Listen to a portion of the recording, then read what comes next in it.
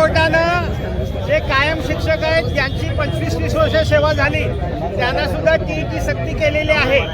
हे संविधानाच्या विरोधामध्ये आहे, नैसर्गिक न्याय तत्वाच्या विरोधामध्ये आहे।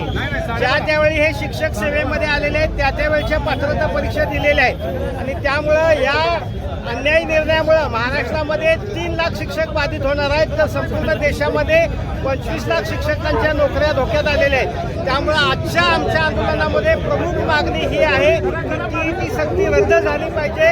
कालच पंतप्रधानांना देशातील अनेक खासदार भेटलेले आहेत आणि त्यामुळे आरटीए कायदा 2009 यामध्ये संशोधन करून सुधारणा करून कायम शिक्षकांना टीईटी सक्ती जी केलेली आहे ती रद्द करावी ही प्रमुख मागणी आहे।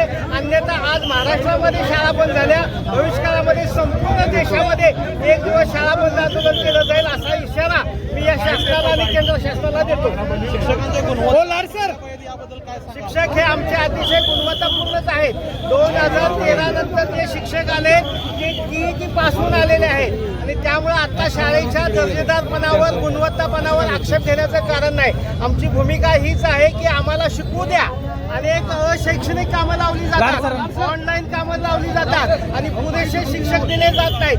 15 मार्च 24च्या संच मान्यतेचा जो आदेश आहे त्यामुळे आपल्या राज्यामध्ये 50,000 शिक्षक कमी होणार आहेत। मुळात शिक्षक नाहीत आणि दर्जेदार शिक्षकांची अपेक्षा करता येणार नाही। त्यामुळे आमची मागणी आहे शिक्षक टीईटी सक्ती रद्द करा आणि त्या शिक्षकांना सेवेत कायम ठेवा, अन्यथा भारतभर शाळा बंद आंदोलन केलं जाईल।